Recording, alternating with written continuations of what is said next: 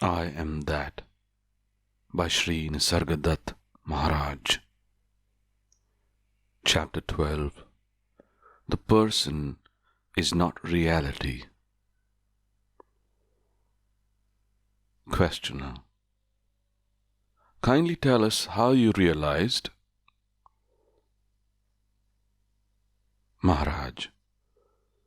I met my Guru when I was 34 and realized by 37. Questioner. What happened? What was the change? Maharaj. Pleasure and pain lost their sway over me. I was free from desire and fear. I found myself full, needing nothing. I saw that in the ocean of pure awareness, on the surface of the universal consciousness, the numberless waves of the phenomenal worlds arise and subside, beginninglessly and endlessly. As consciousness, they are all me. As events, they are all mine. There is a mysterious power that looks after them. That power is awareness, self, life, God, whatever name you give it. It is the foundation. It is the ultimate support of all that is. Just like gold is the basis for all gold jewelry. And it is so intimately ours. Abstract the name and shape from the jewelry, and the gold becomes obvious. So also be free of the name and form, and of the desires and fears that they create. Then what remains? Questioner. Nothingness? Maharaj. Yes, the void remains, but the void is full to the brim. It is the eternal potential, just as consciousness is the eternal actual. Questioner. By potential you mean the future? Maharaj. Past, present and future, they are all there, and infinitely more. Questioner. But since the void is void, it is of little use to us.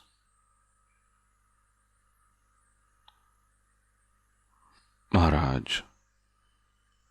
How can you say so? Without a break in continuity, how can there be rebirth? Can there be renewal without death?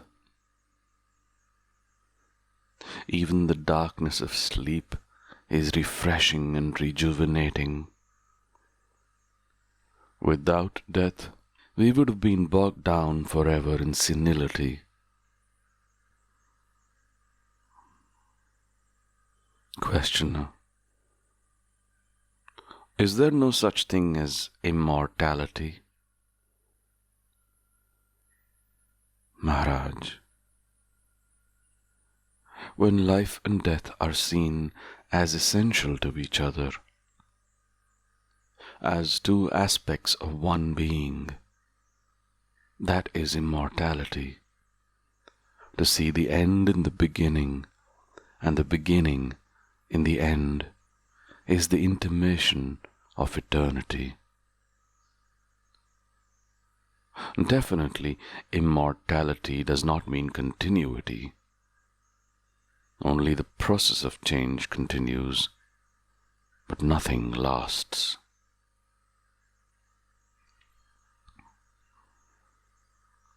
Questioner. Awareness lasts? Maharaj. Awareness is not of time. Time exists only in consciousness. Beyond consciousness, where are time and space? Questioner. Within the field of your consciousness, there is your body also? Maharaj. Of course. But the idea, my body as different from other bodies, is not there. To me, it is a body, not my body. It is a mind, not my mind. The mind looks after the body all right. I need not interfere. What needs to be done is being done in the normal and natural way. You may not be quite conscious of your physiological functions, but when it comes to your thoughts and feelings, desires and fears, you become acutely self-conscious. To me, these two are largely unconscious.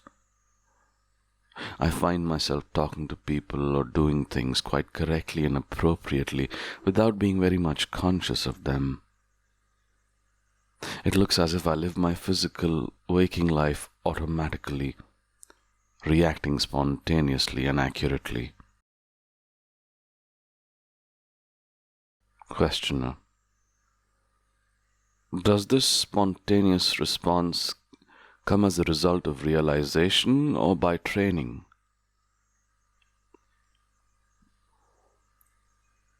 Maharaj. Both. Devotion to your goal makes you live a clean and orderly life, given to the search for truth and to helping people. And realization makes noble virtue easy and spontaneous by removing for good all the obstacles in the shapes of desires and fears and wrong ideas. Questioner. Don't you have desires and fears anymore? Maharaj. My destiny was to be born a simple man, a commoner, a humble tradesman with little of formal education. My life was of the common kind, with common desires and fears. When, through faith in my Guru and obedience to his words, I realized my true being, I left behind my human nature to take care of itself until its destiny was exhausted. Occasionally an old reaction, emotional or mental, would happen in the mind, but it would be at once noticed and discarded. After all, as long as one is burdened with a person, one is exposed to its idiosyncrasies and habits. Questioner. Are you not afraid of death? Maharaj. I am dead already. Questioner. In what sense? Maharaj. I am double dead. Not only am I dead to my body, but to my mind as well. Questioner. Well, you do not look dead at all. Maharaj. That's what you say. You seem to know my state better than I do. Questioner. Sorry, but I just don't understand. You say you're bodiless and mindless while I see you very much alive and articulate. Maharaj. A tremendously complex work is going on all the time in your brain and body. Are you conscious of it? Not at all. Yet, for an outsider, For someone else, everything inside of you seems to be going on intelligently and purposefully. Why not admit that one's entire personal life may sink largely below the threshold of consciousness, and yet proceed sanely and smoothly? That is, why not admit that one's entire personal life may fall out of the gambit of the ego center and still be taken care of by something higher, sanely and smoothly?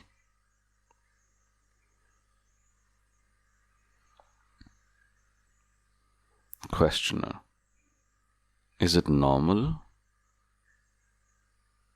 Maharaj: what is normal? Is your life a life obsessed by desires and fears, full of strife and struggle, meaningless and joyless, normal? To be acutely conscious of your body all the time, is that normal? To be torn by feelings, tortured by your thoughts, is it normal? A healthy body and a healthy mind live largely unperceived by their owner. Only occasionally, through pain or suffering, they call for attention and insight. Why not extend the same to your entire personal life? One can function rightly, responding well to whatever happens, without having to bring it into the focus of awareness. When self-control becomes your second nature, awareness shifts its focus to deeper levels of existence and action. Questioner: don't you become a robot? Maharaj: what harm is there in making automatic what is already habitual and repetitive? It is automatic anyhow. But when it is also chaotic, it causes pain and suffering and calls for attention. The entire purpose of a clean and well-ordered life is to liberate man from the thraldom of chaos and the burden of sorrow. Questioner: you seem to be in favor of a computerized life. Maharaj: what is wrong with a life that is free of problems? Personality is a mere reflection of the real. Why should not the reflection be true to the original, as a matter of course, automatically? Need the person have any designs of his own? The life of which it is an expression will guide it. Once you realize that the person is merely a shadow of the reality, but not the reality itself, you cease to fret and worry. You agree to be guided from within, and life becomes a journey into the unknown.